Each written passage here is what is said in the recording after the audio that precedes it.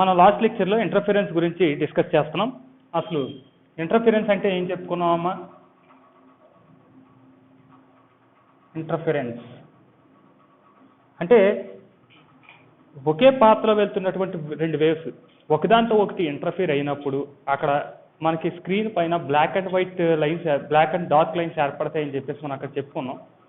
ఆ dark lines, bright lines ఏదైతే ఉన్నాయో అవి ఏర్పడడానికి కండిషన్స్ కూడా మనం చెప్పామమ్మా. అంటే చాలా క్లియర్గా గుర్తుంచుకోవాలి మనం. ఈ నోడ్ టు నోడ్ కానీ యాంటీ నోడ్ కానీ లేకపోతే ఈ రెండు ఎలా కనుక ఇంటరాక్ట్ అయితే కనుక అక్కడ మనకి కన్స్ట్రక్టివ్ ఇంటర్ఫిరెన్స్ జరుగుతుందని, అప్పుడు అక్కడ బ్రైట్ ఫ్రింజెస్ ఏర్పడతాయని అక్కడ మనం మాట్లాడడం. నెక్స్ట్ ఏం చెప్పామమ్మా మనం? నోడ్ యాంటీ నోడ్ కానీ యాంటీ నోడ్ కానీ ఇంటరాక్ట్ అయినట్టయితే అక్కడ డిస్ట్రక్టివ్ ఇంటర్ఫిరెన్స్ అన్నది ఏర్పడుతుంది. అప్పుడు మనకి అక్కడ డార్క్ లైన్స్ ఏర్పడతాయని చెప్పుకున్నాం. మరి ఇక్కడ బ్రైట్ లైన్స్ ఏర్పడినా డార్క్ లైన్స్ ఏర్పడినా అక్కడ లైట్ ఇంటెన్సిటీలో చేంజెస్ అనేవి వస్తాయి.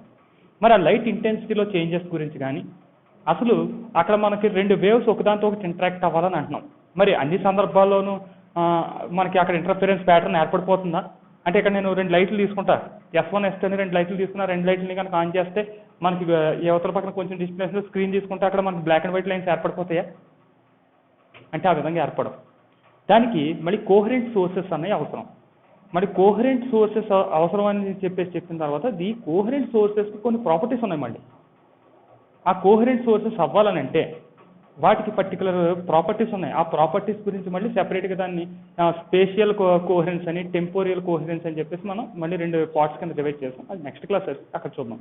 మరి ఇటువంటి కోహరెంట్ సోర్సెస్ని డెవలప్ చేసి ఫస్ట్ ప్రాక్టికల్గా ఇంటర్ఫిరెన్స్ గురించి ఎక్స్ప్లెయిన్ చేసినటువంటి వ్యక్తి ఎవరంటే యంగ్స్.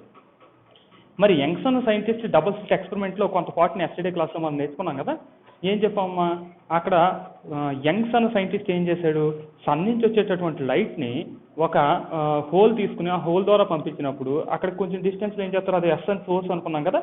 కొంచెం డిస్టెన్స్లో ఒక ప్యాడ్ని తీసుకుని దానికి మళ్ళీ రెండు స్లిట్స్ని ఏర్పాటు చేయడం జరుగుతుంది.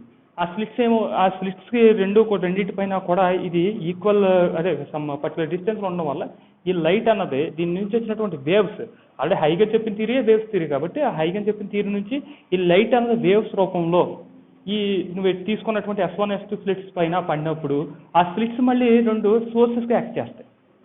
కానీ ఇక్కడ నువ్వు జాగ్రత్తగా గమనిస్తే నువ్వు ఫస్ట్ తీసుకున్న సోర్స్ ఏదైతే ఉందో సన్ నుంచి వచ్చిన లైట్, అంటే యంగ్స్ తీసుకున్నది అయితే సన్ నుంచి వచ్చిన లైట్. నార్మల్ ప్రాక్టికల్గా చూస్తే మన వాళ్ళు సాధారణంగా సోడియం వేపర్ ల్యాంప్ని తీసుకుంటారు. సోడియం వేపర్ ల్యాంప్ ఏ కలర్ లైట్ ఇస్తుందని చెప్పేసి చాలా కాంపిటేటివ్ ఎగ్జామ్స్లో అడగడం జరుగుతుంది. సోడియం వేపర్ ల్యాంప్ వచ్చి ఎల్లో కలర్ లైట్ని ఇస్తుంది. Sodium vapour lamp yellow colour లైట్ని ఇస్తుంది మనకి. అలాగే మెర్క్యూరీ వేపర్ ల్యాంప్ ఏ లైట్ని ఇస్తుందని కూడా అడుగుతున్నారు. మెర్క్యూరీ వేపర్ ల్యాంప్ వచ్చేసి వైట్ కలర్ లైట్ని, వైట్ కలర్ కాదు, వైట్ అనేది కాంబినేషన్ ఆఫ్ కలర్స్ కాబట్టి వైట్ లైట్ని ఇస్తుంది. అంటే మెర్క్యూరీ వేపర్ ల్యాంప్ ఏమో వైట్ లైట్ని ఇస్తుంది, సోడియం వేపర్ ల్యాంప్ వచ్చి ఎల్లో కలర్ లైట్ ఇస్తుంది. సోడియం వేపర్ ల్యాంప్ ఎగ్జాక్ట్గా ఎల్లో కలర్ ఇస్తుంది అంటే స్టార్టింగ్ రెడ్ కలర్ వచ్చి, రెడ్ అంటే లైట్ ఆరెంజ్ అనమాట, దాని తర్వాత అది ఎల్లోగా కన్వర్ట్ అవుతుంది సోడియం వేపర్ ల్యాంప్. ఓకే, దాని గురించి అక్కడ చూద్దాం. మళ్ళీ న్యూటన్ రింగ్స్ అది కూడా వాడేదే, దాన్ని మోనోక్రోమటిక్ లైట్ అంటారు.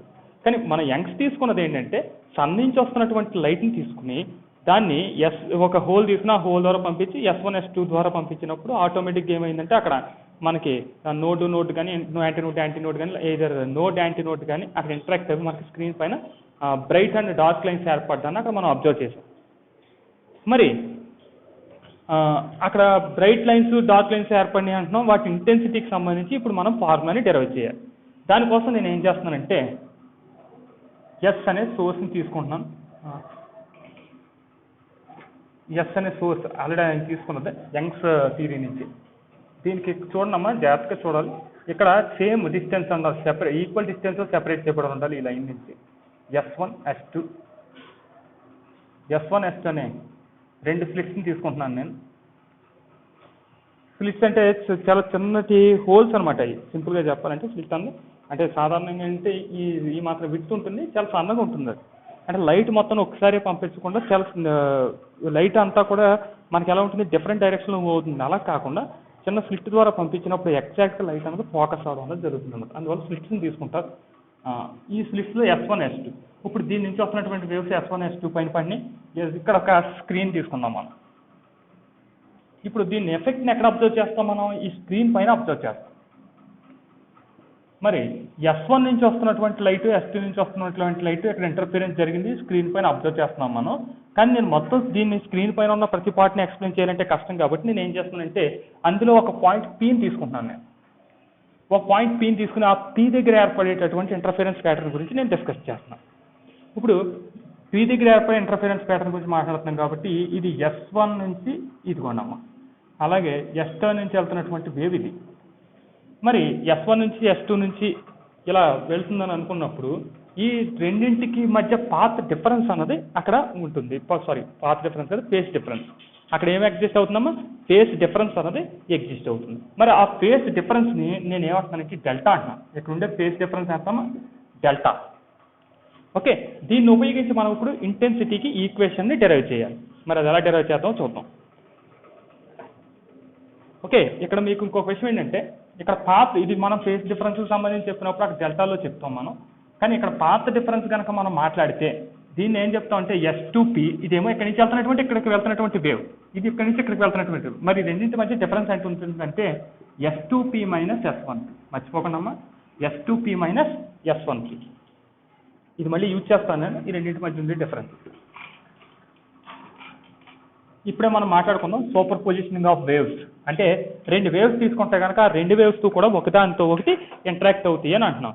ఇప్పుడు ఇక్కడ తీసుకున్నటువంటి S1, S2 రెండు వేవ్స్, రెండు సోర్సెస్ ఉన్నాయి కదా, కోహరెంట్ సోర్సెస్ అంటారు వాటిని. ఆ కోహరెంట్ సోర్సెస్ నుంచి వస్తున్నటువంటి వేవ్స్లో ఫస్ట్ వేవ్ యొక్క డిస్ప్లేస్మెంట్, ఫస్ట్ వేవ్ డిస్ప్లేస్మెంట్ని నేను ఏమంటున్నానంటే Y1 అంటున్నాను. అలాగే సెకండ్ వేవ్ డిస్ప్లేస్మెంట్ని వచ్చేసి Y2 అంటున్నాను.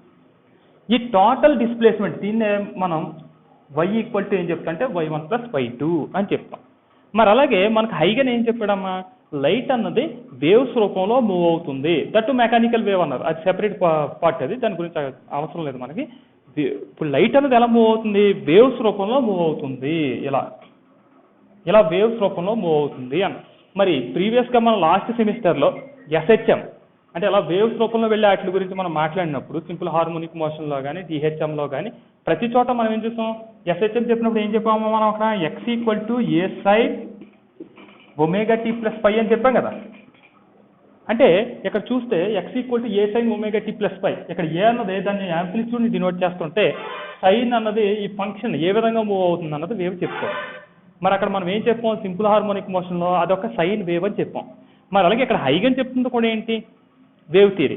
అంటే మనం హైగన్ ఏం చెప్పాడమ్మా, మనం ఒక బకెట్ కానీ వాటర్ కానీ తీసుకుని అందులో మధ్యలో కనుక రాయి వేసినట్లయితే అది ఏమవుతుంది, వేవ్స్ రూపంలో మూవ్ అవడం అనేది జరుగుతుంది. మరి ఆ వేవ్స్ చూస్తే కనుక అది ఒక సైన్ ఫంక్షన్ని ఫాలో అవుతుంది. ఎందుకంటే థ్రెడ్ ఒక పక్కన కట్టేసి లాగి ఇలా అన్నప్పుడు కూడా అక్కడ వచ్చే వేవ్సే. కానీ ఇక్కడ మన హైగన్ తీసుకున్నది ఏంటంటే లాంగిట్యూడల్ వేవ్స్ అంటాడు ఆయన. కానీ యాక్చువల్గా ట్రాన్స్వర్స్ వేవ్స్ అని చెప్పి తర్వాత మాక్స్వెల్ ప్రూవ్ చేయడం జరుగుతుంది.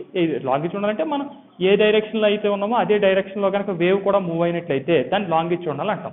అలా కాకుండా మనకి పెర్పెండిక్యులర్గా కనుక మూవ్ అయినట్లయితే దాన్ని ట్రాన్స్వర్స్ అని అంటాం. హైగన్ తీసుకున్నది అయితే లాంగిట్యూడల్ వేవ్స్ గురించే, లాంగిట్యూడల్ అని చెప్పాడు ఆయన. బట్ అది సైన్ వేవ్.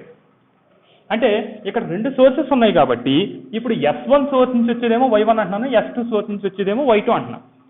మరి S1కి S2కి మధ్య ఫేస్ డిఫరెన్స్ అయితే ఉంది కదా, ఆ ఫేస్ వాల్యూని నేను ఏమంటున్నానంటే డెల్టా అంటున్నాను నేను. ఓకే, అంటే అక్కడ ఫేస్ డెల్టా ఏ విధంగా యూజ్ చేస్తాం ఏంటనేది చూద్దాం. ముందు ఇదేంటంటే సైన్ ఫంక్షన్. మరి దానికి ఉన్నటువంటి యాంప్లిట్యూడ్ని ఫస్ట్ వేవ్కి సంబంధించి అంటే ఫస్ట్ సోర్స్కి సంబంధించి దాని యాంప్లిట్యూడ్ని A1 అని, అలాగే A1 సైన్ ఒమేగా టీ దేనికి ఫస్ట్ దానికి. మరి అలాగే రెండో దానికి ఏమవుతుందమ్మా, A2 sine omega t plus delta. ఇక డెల్టా ఏం తెలియజేస్తుందంటే ఫేస్ని తెలియజేస్తుంది. అంటే రెండింటికి మధ్య ఉన్నటువంటి ఫేస్ డిఫరెన్స్ని ఆ డెల్టా తెలియజేస్తుంది. మరి ఈ ఈక్వేషన్ నువ్వు జాగ్రత్త చూస్తే y ఈక్వల్ టు ఏంటమ్మా ఇప్పుడు formula, A1 sine omega t plus A2 sine omega t plus delta.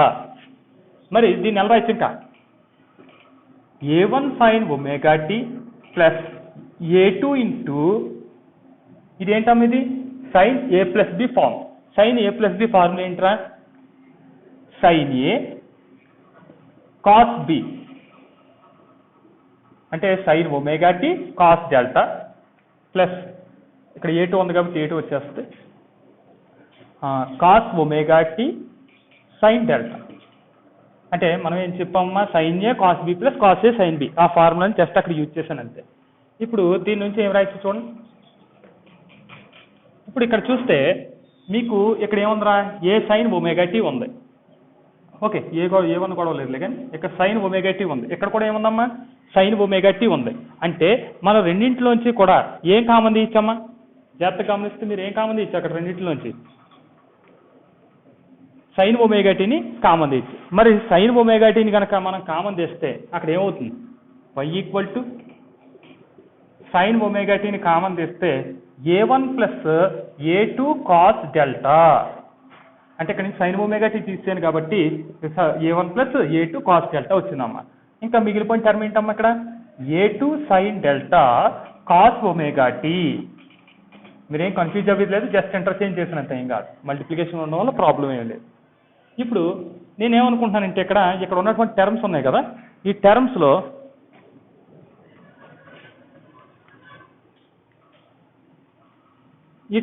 ఇక్కడ ఒక పార్ట్ ఉంది, ఇక్కడ ఒక పార్ట్ ఉంది కదమ్మా, మనకి డెల్టా టర్మ్స్ ఏవైతున్నాయో ఆ టర్మ్స్ని మరలా నేను ఏమనుకుంటున్నానంటే ఆర్ సపోజ్ ఇట్లా ఈ టర్మ్ తీసుకోండమ్మా, a1 plus a2 cos delta equal to let us take are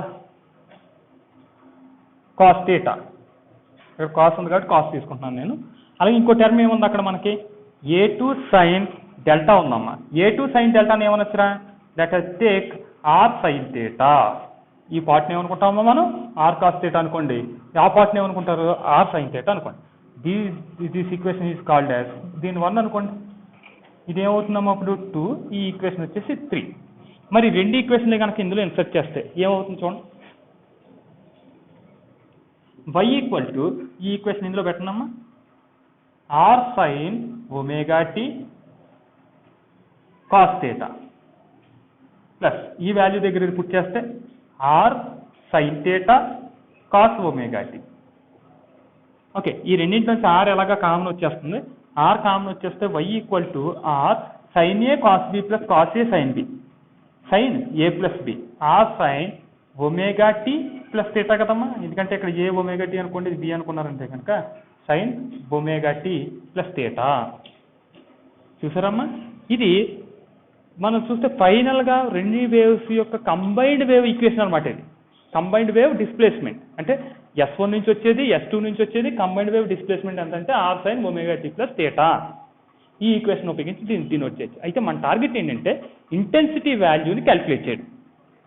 కాబట్టి ఇంటెన్సిటీ వాల్యూని క్యాలిక్యులేట్ చేయడం కోసం నేను ఏం చేస్తున్నానంటే ఈ 2 and 3 ఈక్వేషన్ని కన్సిడర్ చేస్తున్నాను. ఇప్పుడు జాగ్రత్తగా గమనించండమ్మా, ఇంటెన్సిటీ ఈక్వేషన్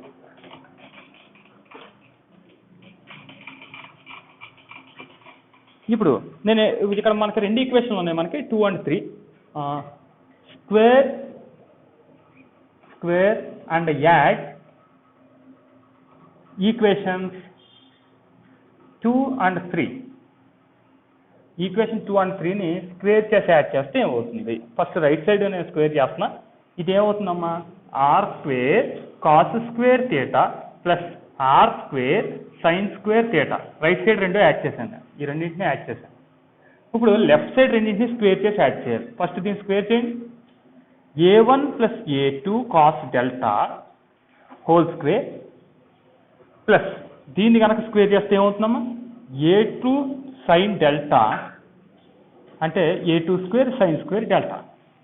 స్క్వేర్ చేసాం కాబట్టి ఇప్పుడు ఇందులోనూ హాఫ్ స్క్వేర్ ఉంది, ఇందులోనూ హాఫ్ స్క్వేర్ ఉంది కాబట్టి ఆర్ స్క్వేర్ కనుక కామన్ చేస్తే cos square theta plus sign square theta అంటే 1 అవుతుందమ్మా. ఇంకా దాన్ని నేను వేయట్లేదు, డైరెక్ట్ యూజ్ చేస్తున్నా. అంటే are square into sine square theta plus cos square theta అంటే 1 కాబట్టి ఆర్ స్క్వేర్ ఈక్వల్ టు ఏమవుతుంది, ఇది చూడండి a plus b whole square ఫామ్లో ఉంది కదా ఇది. అప్పుడు ఈక్వేషన్ ఎలాగవుతుందమ్మా a1 square plus a2 square cos square delta plus 2a1 a2 cos delta. ఇంకా మిగిలిపోయిన టర్మ్ ఏంటమ్మా a2 square sine square delta. ఇక్కడ మీరు గమనిస్తే ఇది a2 స్క్వేర్ ఎక్కడ ఉంది, a2 స్క్వేర్ ఎక్కడ ఉంది, అంటే రెండింటిలోంచి ఏం కామన్ తీయచ్చు, a2 స్క్వేర్ని కామన్ తీయచ్చు. a2 స్క్వేర్ని కామన్ చేస్తే ఏమవుతుందమ్మా బ్రాకెట్లో sign square delta plus cos square delta వస్తుంది. మరి sign square delta plus cos square delta అంటే దాని వాల్యూ 1 కాబట్టి నేను కదండి డైరెక్ట్ వేసేస్తున్నా. అంటే ఆర్ స్క్వేర్ ఈక్వల్ టు ఏమొస్తున్నాము అప్పుడు a1 square plus a2 square, ఎందుకంటే sine square delta plus cos square delta అంటే 1 అయింది కాబట్టి, plus 2a1 a2 cos delta, 2a1 a2 cos delta. మరి ఇది రిజల్టెంట్ ఈక్వేషన్. ఇక్కడ మీరు జాగ్రత్తగా గమనిస్తే ఈ ఈక్వేషన్ని రీరైట్ చేయొచ్చు, చివరిలో చేయొచ్చు, కానీ నేను ఇక్కడే చేసేస్తున్నా, రీరైట్ చేస్తున్నా. ఇక్కడ a1 a2 అన్న ఏంటంటే యాంప్లిట్యూడ్స్ని డినోట్ చేస్తున్నాయి. Let us take R square అంటే ఇంటెన్సిటీగా తీసుకుంటే కనుక I equal to R square అని అనుకుంటే, ఎందుకంటే ఇక్కడ ఆర్ అనేది కూడా యాంప్లిట్యూడ్ని డినోట్ చేస్తుంది. ఎందుకు ఆర్ ఈక్వల్ టు ఏంటమ్మా a1 square plus a2 square 2a1 a2 cos delta, అంటే ఇవన్నీ కూడా యాంప్లిట్యూడ్స్ యొక్క కాంబినేషన్. మరి యాంప్లిట్యూడ్ అన్నింటినీ కలిపితే ఫైనల్గా వచ్చేది మళ్ళీ యాంప్లిట్యూడే కదా. అంటే ఇక్కడ ఆర్ కూడా ఏమి రిప్రజెంట్ చేస్తుందంటే యాంప్లిట్యూడ్నే రిప్రజెంట్ చేస్తుంది. కాబట్టి నేను దాని ఇంటెన్సిటీ అంటే కనుక యాంప్లిట్యూడ్ స్క్వేర్ అని చెప్తాను కాబట్టి I ఈక్వల్ టు నేను ఏమంటానంటే ఆర్ స్క్వేర్ అని అంటున్నా. I అంటే కనుక అక్కడ ఇంటెన్సిటీని డినోట్ చేస్తుంది. మరి అలాగే ఇక్కడ a1 స్క్వేర్ ఉంది కాబట్టి నేను దాన్ని ఏమంటానంటే I1 equal to a1 square అంటున్నాను నేను. అలాగే I2 equal to ఏమంటున్నానమ్మా a2 square. ఇప్పుడు ఈ ఈక్వేషన్ నుంచి నాకు a1 కావాల్సితే √I1, అలాగే దీని నుంచి a2 కావాల్సితే √I2. మరి ఈ వాల్యూస్ అన్నింటిని పట్టుకెళ్ళి ఈక్వేషన్లో వేయండి అక్కడ. ఇప్పుడు ఆర్ స్క్వేర్ ప్లేస్లో ఏం రాయించమ్మా క్యాపిటల్ I రాస్తే ఏమవుతుంది I equal to I1 plus I2 plus 2. ఇప్పుడు a1 అంటే ఎంత √I1, a2 అంటే ఎంత √I2, √I1 ఇంటూ √I2 అంటే కనుక √I1 I2 కాస్ డెల్టా. చాలా మంది ఈక్వేషన్ ఏం చేస్తున్నారంటే కాస్ డెల్టాని మళ్ళీ రూట్లో రాస్తున్నారు. టెక్స్ట్ బుక్లో కూడా మిస్టేక్ ఉంది, కాస్ డెల్టాను పట్టుకొచ్చి రూట్లో రాశాడు, కానీ కాస్ డెల్టా అనేది సెపరేట్ పార్ట్. ఓకేనా. అంటే ఫైనల్గా I ఈక్వల్ ఏంటి I1 plus I2 2√I1 I2 cos delta. ఇది సూపర్ పొజిషన్ థియరం నుంచి. మనం సాధారణంగా అనుకుంటాం మొదటిదాని ఇంటెన్సిటీ I1, రెండోదాని ఇంటెన్సిటీ I2 అనుకుంటే కనుక అసలు రిజల్టెంట్ ఇంటెన్సిటీ I ఎంత ఉంటుందంటే I1 ప్లస్ I2 అంటాం మనం. కానీ అలా ఎగ్జాక్ట్గా అలాగ అవుతుంది, ఖచ్చితంగా సమ్ ఫ్రాక్షన్ అనేది దీనికి యాడ్ అవుతుంది. మరి దీని నుంచి మళ్ళీ మనం కేసెస్ చూడాలి. ఇక్కడ నీకు డెల్టా కనిపిస్తుంది చూసారా, ఆ డెల్టా పైన బేస్ అయ్యి ఈ ఈక్వేషన్ అన్నది చేంజ్ అయిపోతుంది మళ్ళీ. ఎలాగో చూద్దాం. ఇప్పుడు సపోజ్ S1 S2 వేవ్స్ అనేవి మూవ్ అవుతున్నాయి కదా, ఇలాగా రెండు కూడా సేమ్ ఫేస్లో మూవ్ అవుతున్నాయి. అంటే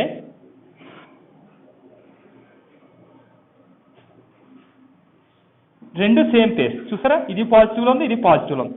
ఈ రెండు ఒకదాంతో ఒకటి ఇంటరాక్ట్ అయినప్పుడు అక్కడ యాంప్లిట్యూడ్ అనేది మ్యాక్సిమం ఉంటుందని చెప్పుకున్నాం కదా, ఇది సేమ్ ఫేస్. మరి సేమ్ ఫేస్ అంటే కనుక అక్కడ ఫేస్ వాల్యూ ఎంత 0. సేమ్ ఫేస్ అంటే ఏంటి ఫేస్ వాల్యూ వచ్చేసి 0. మరి ఫేస్ వాల్యూ 0 పెడితే అక్కడ ఏం జరుగుతుందో చూద్దాం. ఈ ఈక్వేషన్లో మనం డెల్టా వాల్యూ ఒకసారి 0 పుట్ చేయండి. డెల్టా వాల్యూ 0 కనుక పుట్ చేస్తే కాస్ 0 డిగ్రీస్ వాల్యూ ఎంతమ్మా 1. Cos 0 degrees value 1, case 1. అంటే మ్యాక్సిమం ఇంటెన్సిటీకి ఈక్వేషన్ మనం రాబడుతున్నాం అక్కడ. అప్పుడు I ఈక్వల్ టు ఏమవుతుందమ్మా I1 ప్లస్ I2 ప్లస్ 2. ఇలా మనం కన్ఫ్యూజ్ అయ్యే అవకాశం ఉంది కాబట్టి ఈ ఈక్వేషన్ గుర్తుంచుకోండి. ఇంటెన్సిటీకి సంబంధించి యాంప్లిట్యూడ్ ద్వారా తయారు చేసి దాని వల్ల ఇంటెన్సిటీలోకి మార్చేద్దాం. ఓకేనా. యాంప్లిట్యూడ్ నుంచి రాసి ఈ ఈక్వేషన్ అయితే గుర్తుంచుకోవాలి మనం, ఇంటెన్సిటీ ఈక్వేషన్. అలా అయితే ఈజీగా ఉంటుంది కాబట్టి. ఇప్పుడు చూడండి, ఇప్పుడు same phase case 1 same phase. మరి సేమ్ ఫేస్ అంటే డెల్టా ఈక్వల్ టు 0. మరి డెల్టా వాల్యూని అక్కడ 0 పుట్ చేస్తే ఏమవుతుందమ్మా r square equal to a1 square plus a2 square plus 2a1 a2. అంటే కాస్ 0 వాల్యూ, కాస్ 0 వాల్యూ ఎంతమ్మా 1. కాబట్టి ఇక్కడ ఇది వచ్చింది. ఇది చూడండి a square plus b square plus 2ab రూపంలో ఉంది కదా, కాబట్టి దాని నుంచి ఆర్ స్క్వేర్ ఈక్వల్ టు ఏమవుతుందమ్మా a1 plus a2 whole square. మళ్ళీ దీన్ని ఇంటెన్సిటీలోకి మార్చాలి. మరి ఇంటెన్సిటీలో మార్చాలంటే ఇప్పుడే చెప్పుకున్నాం ఆర్ స్క్వేర్ ఈక్వల్ టు ఏం చెప్పామమ్మా I. అలాగే a1 స్క్వేర్ ఈక్వల్ టు ఏమనుకున్నాం I1, a2 square equal to ఏమనుకున్నాం I2. దీని నుంచి I1 వచ్చింది కాబట్టి a1 ఈక్వల్ టు ఏమవుతుందంటే √I1. అలాగే దీని నుంచి a2 ఈక్వల్ టు ఏమవుతుందంటే √I2. ఈ వాల్యూస్ ఇందులో పుట్ చేయండి. R square equal to a1 value ఎంతమ్మా √I1. అలాగే a2 వాల్యూ ఎంత √I2. అంటే √I1 plus I2 whole square. ఇక్కడ ఆర్ అంటే R² అంటే ఏమి రాయొచ్చు ఐ, అంటే ఫైనల్గా ఐ ఈక్వల్ టు ఏమొచ్చిందమ్మా √I1 plus √I2 whole square వచ్చింది మనం. ఇది మ్యాక్సిమం ఇంటెన్సిటీకి ఈక్వేషన్ అనమాట. ఇదేంటమ్మా ఇది మ్యాక్సిమం ఇంటెన్సిటీకి ఈక్వేషన్. మరి ఈ మ్యాక్సిమం ఇంటెన్సిటీ ఎప్పుడు ఏర్పడుతుంది? ఈ మ్యాక్సిమం ఇంటెన్సిటీ ఎప్పుడు ఏర్పడుతుందని అంటే మనకి 2n∅ అని అంటాం. ఎందుకంటే ఇక్కడ ఎన్ వాల్యూ కనుక 0 పుట్ చేసాం అనుకోరా, టోటల్ వాల్యూ వచ్చేసి 0 అయిపోద్ది. అప్పుడు కాస్ 0 అనమాట. అంటే డెల్టా వాల్యూ గురించి ఇక్కడ మాట్లాడుతున్నాం మనం. డెల్టా ఈక్వల్ టు 0 డిగ్రీస్ అయినప్పుడు నెక్స్ట్ ఎన్ వాల్యూ కనుక 1 తీసుకుంటే కనుక 360 డిగ్రీస్. ఆ సందర్భంలో కూడా అలాగే జరుగుతుంది. మీకు అలా కంటే కూడా n∅ తీసుకోండి, మీకు ఈజీగా అర్థమవుతుంది. n∅ తీసుకుంటే మళ్ళీ 1 తీసుకుంటే ఇబ్బంది, 2n∅ తీసుకోవాలి. అప్పుడు n ఈక్వల్ టు 0 అయినప్పుడు మనకి ఇదే condition, n equal to 360 degrees అయినప్పుడు ఇదే కండిషన్. అంటే n వాల్యూ ఎంత ఇంటీజర్ అయినా సరే మనకి ఫైనల్ వాల్యూ వచ్చేసి ఇదే వస్తుంది. ఇక్కడ ప్లస్ ఉంది కాబట్టి దీన్ని మ్యాక్సిమం ఇంటెన్సిటీకి ఈక్వేషన్ అంటారు. ఈ ఈక్వేషన్ దేనికమ్మ ఇది మ్యాక్సిమం ఇంటెన్సిటీ. మరి అలాగే ఇప్పుడు మ్యాక్సిమం ఫైండ్ వచ్చేసాం మనం. దేని ద్వారా ఫైండ్ వచ్చేసాం? డెల్టా ఈక్వల్ టు 0 తీసుకుని సేమ్ ఫేస్. అలా కాకుండా ఫేస్ వాల్యూ 180 డిగ్రీస్ అయితే ఏమవుతుంది చూద్దాం. కేస్ 2 ఫేస్ వాల్యూ 180 డిగ్రీస్ అయినప్పుడు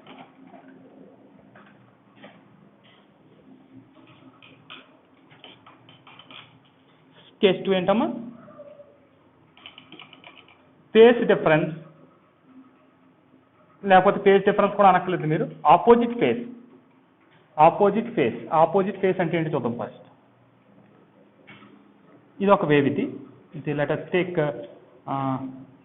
S1 నుంచి వచ్చే వేవ్ ఇది, అలాగే S2 నుంచి వచ్చే వేవ్ ఇది. ఇది S1 ఏమో పాజిటివ్లో ఉంది, S2 ఏమో నెగిటివ్లో ఉంది. అంటే ఈ రెండు ఒకదానితో ఒకటి ఇంటరాక్ట్ అయినప్పుడు ఏమొస్తుంది? స్ట్రైట్ లైన్ వస్తుంది.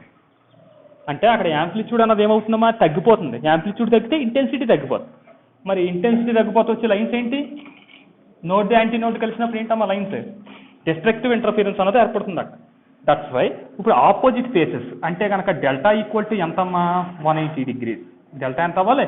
180. ఎందుకంటే ఇది పాజిటివ్ ఫేస్, ఇది నెగిటివ్ ఫేస్. దీనికి ఉండే డిఫరెన్స్ ఎంత అంటే 180 డిగ్రీస్. మరి ఆ 180 డిగ్రీస్ కనుక ఇక్కడ వేస్తాయి. కాస్ 180 డిగ్రీస్ వాల్యూ తెలుసా మీకు? కాస్ 180 డిగ్రీస్ వాల్యూ వచ్చి -1. మరి ఆ -1 కనుక ఇక్కడ పుట్ చేస్తే ఏమవుతుంది? R² ఈక్వల్ టు ఏమవుతుందమ్మా అప్పుడు? A1² plus A2². Cos 180 value -1 కాబట్టి -2A1A2. ఇది చూస్తే మీకు ఏమవుతుంది?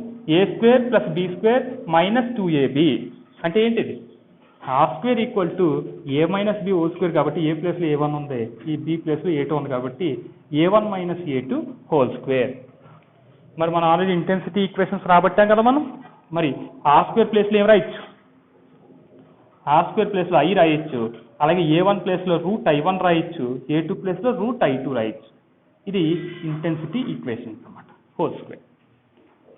అంటే ఫైనల్గా ఈ ఈక్వేషన్ ఉపయోగించి మనం ఏం చెప్పొచ్చు? ఇక్కడ మనకి డార్క్ లైన్స్ ఏర్పడడానికి రిలేషన్ క్యాలిక్యులేట్ చేసాం. ఎప్పుడు క్యాలిక్యులేట్ చేసాం? 180 డిగ్రీస్ అయినప్పుడు. దాన్ని ఈ విధంగా మనం ప్రూవ్ చేయొచ్చు. అంటే ఒకటేమో మనకి సేమ్ ఫేస్లో ఉన్నప్పుడు, రెండోదేమో ఆపోజిట్ ఫేస్లో ఉన్నప్పుడు. అంటే సేమ్ ఫేస్లో ఉన్నప్పుడేమో మ్యాక్సిమం ఇంటెన్సిటీతో లైన్స్ అన్న ఏర్పడితే దాన్ని బ్రైట్ లైన్స్ అంటాం. అలా కాకుండా ఆపోజిట్ ఫేస్లో ఉంటాయి కనుక అక్కడ మినిమం ఇంటెన్సిటీతో మనకి లైన్స్ అన్న ఏర్పడితే దాన్ని ఏమంటాం అంటే డార్క్ లైన్స్ అని అంటాం. అంటే ఈ ఇంటెన్సిటీ అన్న దేని మీద బేస్ అయ్యింది? అసలు మనం తీసుకున్నటువంటి సోర్స్ పైన బేస్ అయ్యింది. అంటే మనం తీసుకున్న సోర్స్ ఎస్ ఉంది చూసారా, ఆ ఎస్ నుంచి వచ్చేటటువంటి వేవ్స్ ఎంత పెర్ఫెక్ట్గా ఉంటే మనకి అక్కడ ప్యాటర్న్ అన్నది కూడా అంత పెర్ఫెక్ట్గా ఎగ్జిస్ట్ అవుతుంది. మరి ఆ pattern bright lines, dark lines అన్న ఏ విధంగా ఎగ్జిస్ట్ అవుతాయి అన్నది ఈరోజు క్లాస్లో చూసాం మనం. మనకి నెక్స్ట్ క్లాస్ ఏంటంటే అసలు అక్కడ తీసుకునే సోర్స్ ఉంది చూసారా, ఎస్ నుంచి S1 S2 వచ్చినాయి కదా, అట్లా కోహరెంట్ సోర్సెస్ అంటాం. అసలు కోహరెంట్ సోర్సెస్ అంటే ఏంటి? కోహరెంట్ సోర్సెస్లో ఉన్న రకాలేంటి? ఆ కోహరెంట్ సోర్సెస్ని ఏ విధంగా డెవలప్ చేస్తాం? అంటే దాంట్లో మనకి కోహరెన్స్లో మళ్ళీ 2 రకాలు ఉన్నాయి. ఆ టైప్స్ ఏంటి, అసలు వాటిని డెవలప్ చేసింది ఎవరు, ఇవన్నీ కూడా మనం నెక్స్ట్ క్లాస్లో చూద్దాం. Thank you all.